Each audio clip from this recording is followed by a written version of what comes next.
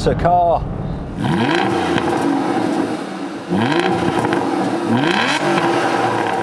Aston Martin have long since been known for making some of the most gorgeous and desirable cars ever created. Their connection with James Bond and historic racing pedigree has given them a provenance that many other brands and manufacturers don't carry. And to buy into such exclusive and desirable brands such as Aston Martin must cost you an arm and a leg. These cars, new, cost in excess of £100,000. But as we stand here today in 2025, you can, and can being the operative word there, you can buy an Aston Martin DB9 for just £15,000. But the question is, should you? I've come to visit my good friends down here at Heel & Toe Cars today, where they have this beautiful Aston Martin DB9 for sale. And the main reason I wanted to come and experience this car is, well, one, because it's one that I've always wanted to own. Two, I've actually never driven an Aston Martin. And three, these DB9s in particular have taken a hit in depreciation over the last 3 or 4 years. In fact, I've noticed it even more recently than that.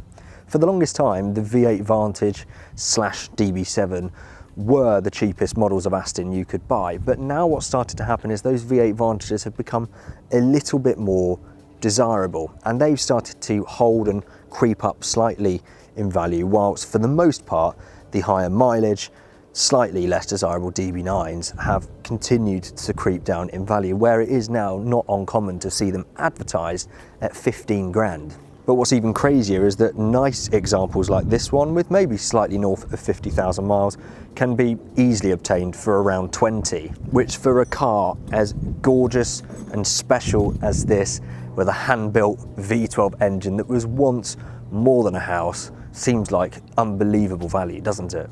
See, the thing is with these DB9s is that people have just generally desired the smaller baby Vantage more. Like for like in terms of money, you can normally get a slightly newer Vantage, or historically that's been the case. But mainly you could always obtain a nice V8 Vantage for around 20 grand with the manual gearbox. Now, from what I've heard, the thing is with these DB9s, although they were offered with a manual, they're a lot rarer, and actually from what I've read and seen online, the automatic is actually the one that you want. But most car enthusiasts, petrol heads if you like, who might be after spending 20, 25 grand on their dream Aston Martin, probably want one with a manual. But because of that, that now means that these DB9s are in a place where they are just so affordable to buy. Just while we're kneeling on the inside, one thing I love about Aston Martin is they just have, and they did at the time, have a plethora, an endless amount of configurability you could do when speccing up these cars. And as such, they've always got unique and interesting specs. I mean, if we count the colours and the trim styles in this particular car, I don't know, we'd run out of fingers quite quickly. So we've got the gorgeous grey paintwork on the outside, got a sort of clear, light coloured suede headlining above, dark red interior, we've got aluminium trim here, wood trim here, a darker grey fabric here, black leather wheel. It goes on, doesn't it? And it's just, I mean, I love it. I think it adds to the specialness of it, the fact that the one you have is probably going to be unique. For the record, I think for me, well, actually this is pretty up there. I do like the red interior. British Racing Green, I think my first Aston Martin would have to be. But I think this is largely what you're buying when you buy your Aston Martin DB9. Notice how far the engine sits back from the front of the bonnet. It protrudes all the way down here, but actually it sits a long way back. Denoted as a 6-litre V12, but it's actually 5.9 litres. I guess round numbers just make more sense. Produces around 450 horsepower and 420 pounds-foot of torque, which actually, certainly by modern day standards, doesn't sound like a lot, and it isn't really a lot. But remember, this is 20 years ago, so these cars are quite a lot smaller. It's only just over 4.6 metres long, about 1.8 metres wide, and only, though it was heavy for the time, 1,700 kilograms. But by today's standards, that is pretty light, with it being an Aston Martin as well. We also get the pleasure of knowing that this engine was built by Paul. So thank you, Paul, for creating this beautiful, beautiful V12. But is the engine alone enough to make this car worth buying? Well, I suppose we ought to find out, and the best way to do that is to take it for a drive.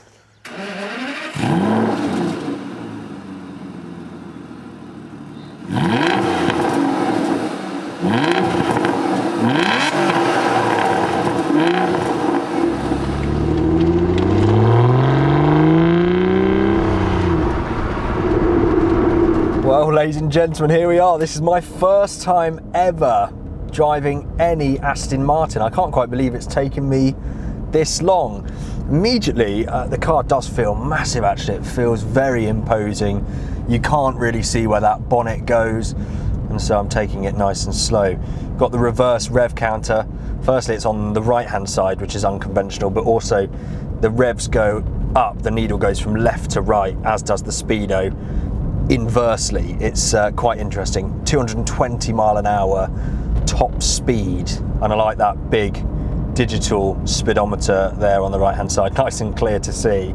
No excuses for speeding in one of these. So there's buttons up here to control the gears, nothing down here, no rotary selector or anything like that. I believe this is the ZF 6-speed in this DB9, so actually the gearbox isn't something that causes all too much trouble, and driving an automatic is not really anything to worry about. This thing is designed to do this, whereas things like the Cambio Corsa Maseratis or F1 transmissions, they are really bad at doing that auto thing. They're sort of automated clutches, and they don't like that. They like to be driven in manual, but this can handle the auto thing very well. But yeah, initial impressions, I mean, do I feel very cool? Yes. Do I think I'm James Bond? Yes. Do I want to buy this car? Yes. Do I have any money to buy this car? No. But let's forget about that and just enjoy this experience. We'll get out onto a slightly bigger road. I think we're just approaching it here, and then we'll see what this thing's all about.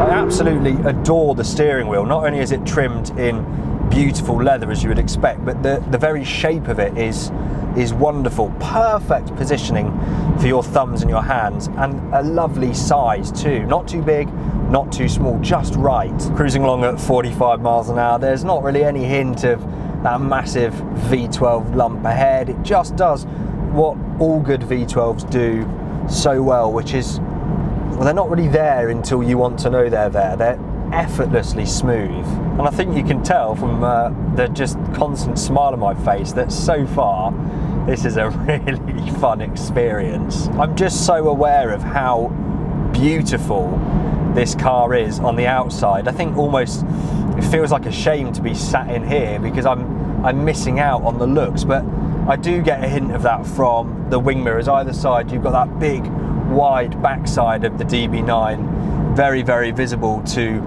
you through the wing mirrors. This beautiful interior as well. A lot of people say these have aged badly, but actually the absence of a big digital screen I think means that it hasn't. And the thing is, when you look at design of Aston Martin in general, it's only really in the past few years with DB12, their new Vanquish, and now Vantage, they've taken a real leap forward in terms of technology and design characteristics. So, I mean, this, to my eyes, doesn't look or feel 20 years old.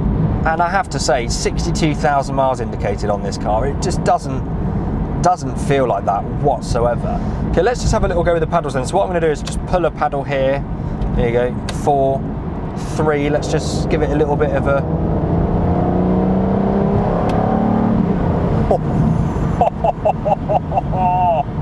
Wow, that is lovely. Wow, the paddles as well, they got it just right with these Astons. Listen, oh, such a satisfying click. And I was just driving along there thinking it was quite noisy actually. I thought an Aston would be quieter than this, but I realised the window was ever so slightly down. So there you go, that's much better. It's pretty quiet in here. The main noise is actually coming from the tyres.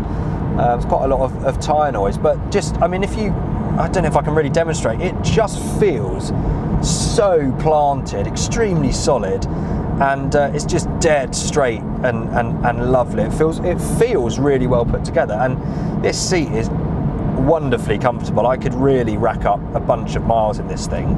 We have a sport button here. I'm going to press it. There you go, sport. Now, I don't know what it does. I think it will probably, if anything, just sharpen up that throttle response a little bit. Go third gear again. Actually, we'll go down to second this time.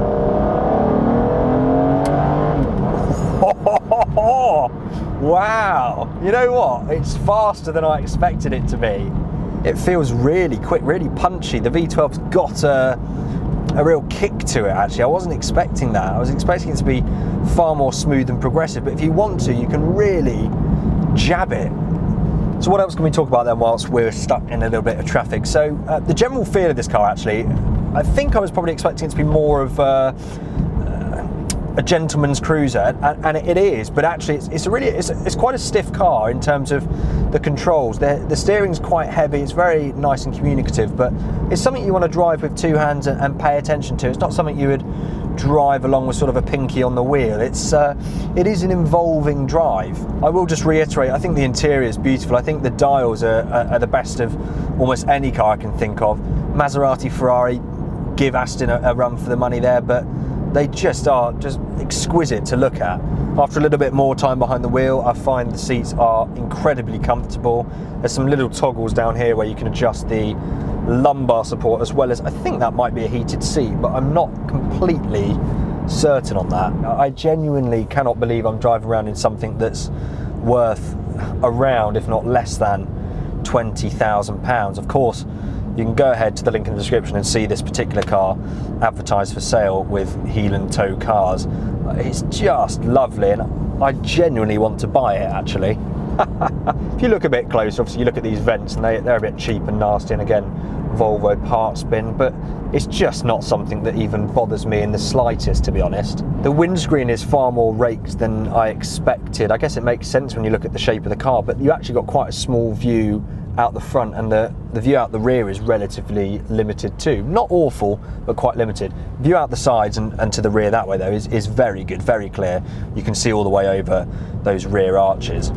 That throttle response, even in normal mode out of sport, it's pretty sharp, actually, just how I like it in a car, but it takes a little bit of getting used to and catch you by surprise when you first drive it. So yes, as expected, it handles automatic resplendently well. No issues at all with this gearbox, but when we do want to select a paddle, let's just try doing a bit of a harder acceleration here. Oh, I'm excited for this. We're going to go a bit higher in the revs this time. Oh, and it shifts really well. It shifts really nicely. It reminds me of my Maserati Quattroporte, which also had the ZF6 speed. It's faster than that, but the gear is a really good box, this, because in drive it works perfectly like any ordinary run-of-the-mill automatic car. It does the job, but when you use the pedals, because the pedals are built so nicely as well, you still get a really nice sensation. It's fast enough to be snappy and intuitive, but if you just time it right, you can still get those nice kicks in the back from the gearbox. Oh, I love this thing. This is wonderful.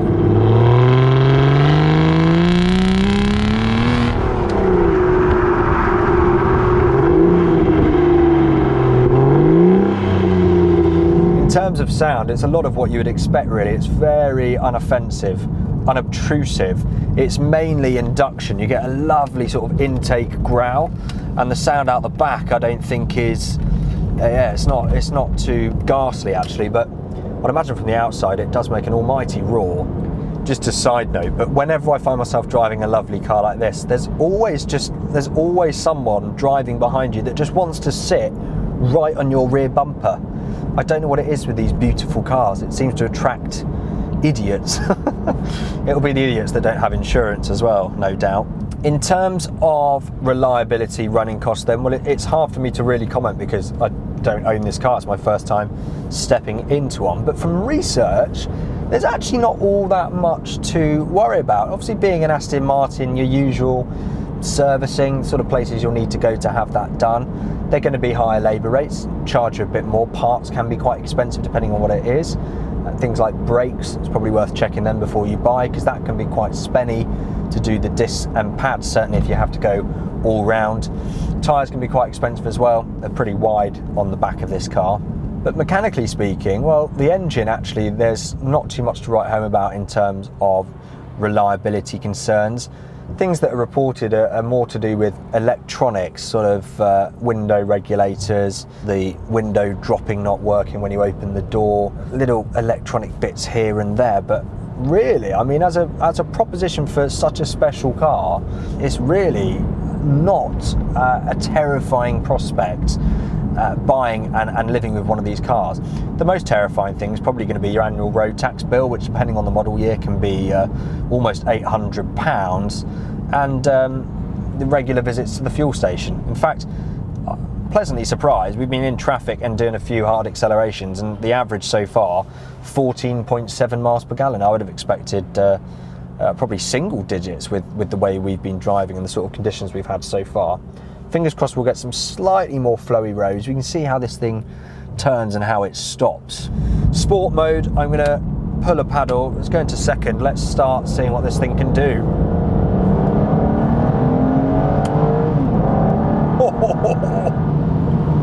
Yes. And the speed does creep up actually. Again, it's much faster than I had expected it to be. On that lovely, lovely growl. Listen, these paddles, listen. Oh, a bit of a burble there. Let's just tease the throttle up this hill.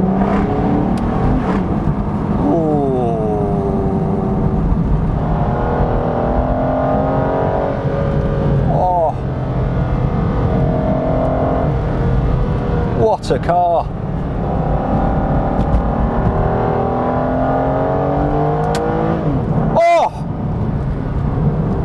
Oh yeah, the brakes are firm, but they do work, and yeah, you can use this.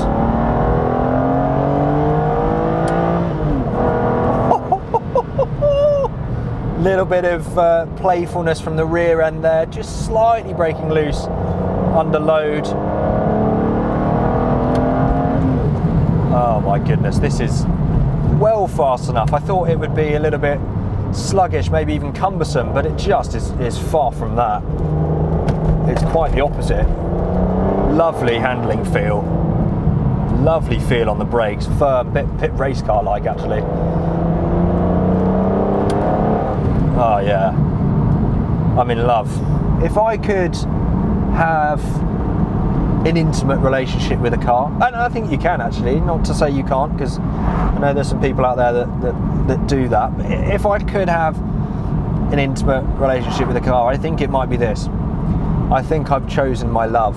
Let me try and find some things that I don't like. Well, okay, we can comment on the hideous excuse for rear seats in the back. Now, I know Dad Cars on YouTube ran his DB9, his DB9 for a while, and with young kids you absolutely can make use of those seats, but that's really all they're usable for. Also the boot, not as big as you might expect, big enough for a couple of hand baggage suitcases and a rucksack, maybe at a push, but not any bigger than that. Other than that, wing mirrors, I don't like the shape of the wing mirrors. They do remind me of a Ford Mondeo. I don't like the shape of them, but apart from that, I can't really think of anything else to moan about. So let's not waste time moaning, let's get it in sport. I'm just going to crack a window a little bit and let's have some fun on this beautiful road. Wow.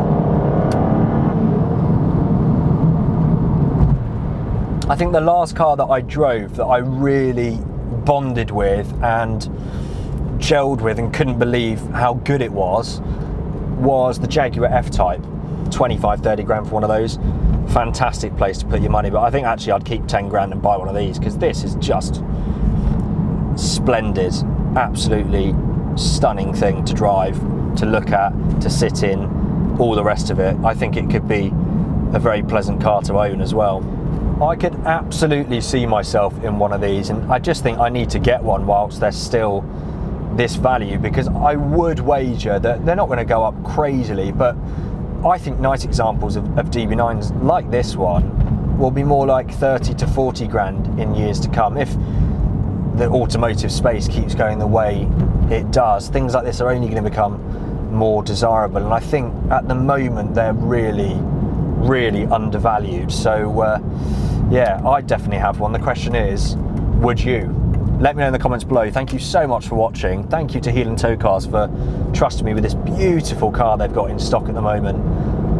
Big thank you to them. You can say thanks to them and help me out by visiting their website. Also check out their Instagram. All the cars they sell go on there. They have some amazing stock. You wouldn't believe some of the stuff that they have in the showroom even right now. So go and check them out. That'll help me out as well as them. Thank you all so much for watching. I'll see you in the next one very, very soon. Power, beauty, soul. That's cool. Wow, this thing is special. Wow, it's got a manually adjustable steering wheel. Bloody hell, Aston Martin, that's a bit tight. Come on, Aston. I'm hoping if I go left that this moron behind me will go straight on, because he's right on my chuff. Good riddance, you weirdo. Weirdo.